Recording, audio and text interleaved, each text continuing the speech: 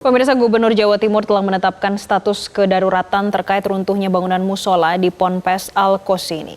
Kepala Basarnas Marsdia Muhammad Syafi'i mengatakan dalam konferensi pers di Rabu pagi kalau pihaknya masih berupaya dalam mengevakuasi korban. Konstruksi runtuhan bangunan memiliki tingkat resiko yang dalam evakuasi korban yang masih terjebak. Saat ini kita mengejar golden time. Karena dimungkinkan dari golden time inilah yang kita detek masih ada kehidupan ini masih memungkinkan untuk bisa kita selamatkan dalam kondisi hidup. Sesuai teori memang 72 jam. Namun pada saat kita sudah bisa menyentuh korban, kita sudah bisa mensuplai minuman, vitamin, bahkan infus sudah bisa kita berikan, memungkinkan yang bersangkutan ini bisa bertahan lebih lama. Terkait dengan kesulitan, kita tahu sendiri bahwa konstruksi yang saat ini terjadi, reruntuhan ini, satu titik ada getaran saja bisa menimbulkan dampak-dampak yang lain. Sehingga kita akan melakukan alternatif tindakan. Saat ini untuk menyentuh ke titik korban, kita harus kita membuat gorong-gorong di bawah tanah.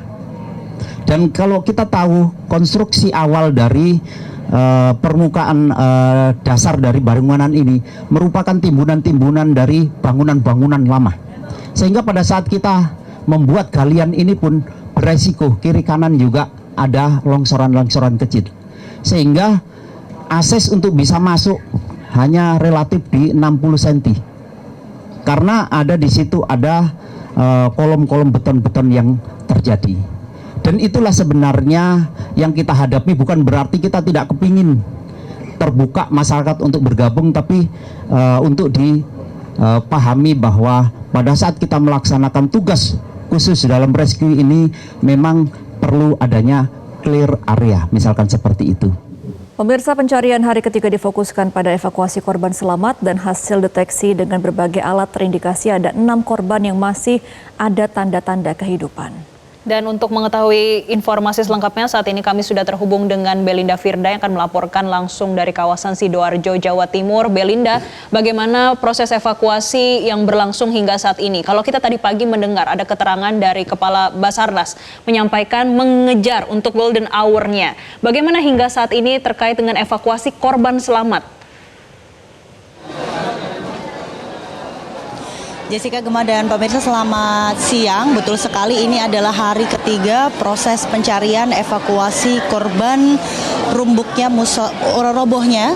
musola di Pondok Pesantren Al-Qosini, Buduran, Sidoarjo. Dan memang hari ini tampak lebih ramai anggota keluarga yang berdatangan. Begitupun dari tim SAR, hari ini juga ada Kabasarnas, kemudian ada Kepala BNPB yang juga hadir untuk meninjau langsung bagaimana proses pencarian di hari ketiga. Dan memang setelah menggunakan berbagai alat, akhirnya data yang kami terima tadi terdeteksi ada 15 titik yang menjadi fokus pencarian hari ini, di mana 15 titik ini adalah untuk deteksi korban dari alat yang sementara ini masih digunakan. Dan memang dari 15 ini terdeteksi ada 6 orang yang selamat, masih ada tanda-tanda kehidupan, sehingga ini yang akhirnya menjadi fokus pencarian pada hari ketiga. Karena kalau kita mengingat ini adalah hari terakhir dari golden hour, 72 jam, sehingga fokus pencarian hari ini adalah untuk menyelamatkan nyawa dari 6 korban yang sampai saat ini masih bisa berkomunikasi dari tim SAR gabungan. Namun memang tadi siang sempat akhirnya dilakukan dialog antara tim SAR gabungan dan juga anggota keluarga. Jadi memang mereka dikumpulkan untuk mengetahui secara langsung.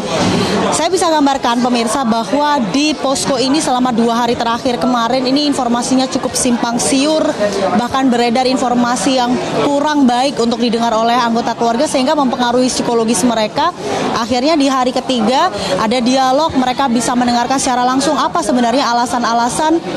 Satu, alat berat ini tidak bisa digunakan digunakan terlebih dahulu karena mempertimbangkan dari keselamatan korban yang masih ada tanda kehidupan. Apabila pergerakan atau getaran ini menyalahi titik atau area yang sudah diperkirakan bagaimana resikonya, ini juga akan berdampak fatal pada keselamatan 6 korban yang sedang diupayakan. Kemudian ada informasi lain yang beredar di mereka adalah mengapa Basarnas tampak ini karena banyak sekali jumlahnya, mengapa mereka tampak hanya sedikit yang bekerja. Ini juga menjadi poin penjelasan pada hari ini kepada anggota keluarga bahwa bisa saya gambarkan kepada Anda pemirsa, untuk menjangkau 6 korban yang selamat ini, mereka tim SAR gabungan ini harus membuat gorong-gorong terlebih dahulu sejak kemarin sore, dan ketika tadi pagi sekitar pukul 3 waktu Indonesia Barat, 3 dini hari, ketika sudah hampir berhasil menarik korban selamat, ternyata ada anggota tubuh lain yang masih tertindih reruntuhan. Sehingga hal ini yang banyak sekali pertimbangan kondisi di lapangan yang perlu dijelaskan kepada anggota keluarga mengapa harus hati-hati dan penuh perhitungan dalam proses evakuasi khususnya untuk korban selamat. Dan besar harapan kami memang anggota keluarga ini bisa turut sabar karena kondisi psikologis mereka ini semakin hari semakin harap-harap cemas ya, karena setelah mendapatkan informasi ini besar harapan mereka ada salah satu anak mereka yang selamat, dan mereka terus menunggu update informasi dari tim SAR gabungan bagaimana pencarian yang dilakukan di hari ketiga ini. Dan tidak hanya itu, memang kondisi saat ini berbagai bantuan khususnya untuk anggota keluarga yang menunggu ini juga terus berdatangan. Mereka mendapatkan baju, bahkan juga ada sejumlah santri yang masih tinggal di sekitar area pondok ini, mereka juga mengeluhkan tidak mendapatkan atau tidak mempunyai baju karena bajunya tertinggal di dalam area pondok. Mereka juga mendapatkan bantuan. Tidak hanya itu, ini hari ini sejak kemarin juga ada layanan psikologis bagi anggota keluarga yang karena memang ada keluarga yang tidak bisa makan. Kemudian mereka juga terlampau sedih sehingga ini menyebabkan perlu adanya bantuan psikologis, dan mereka sudah mendapatkan itu. Kita akan terus update pemirsa Jessica bagaimana upaya yang dilakukan di hari ini. Semua keluarga ini berharap ada kabar baik untuk anak-anak mereka yang masih dalam proses pencarian. Satu lagi pemirsa, tadi ketika kami mengikuti proses dialog, kami sempat menghitung pandangan mata kami, kira-kira ada lebih dari 65 orang tua yang masih menunggu kabar. Jadi ini bisa kita bayangkan ya seberapa banyak orang tua yang masih mencari keberadaan dari anaknya. Begitupun hal ini juga selaras dari data yang kami terima dari Bidokes Polda Jawa Timur. Hingga tadi pagi data yang kami terima ada 63 laporan anggota keluarga yang belum ditemukan. Semoga segera ada kabar baik dan pastinya ada sinkronisasi data informasi yang jelas kepada anggota keluarga. Sementara demikian kembali ke studio.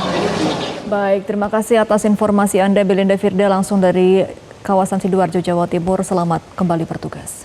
Jelajahi cara baru mendapatkan informasi. Download Metro TV Extend sekarang.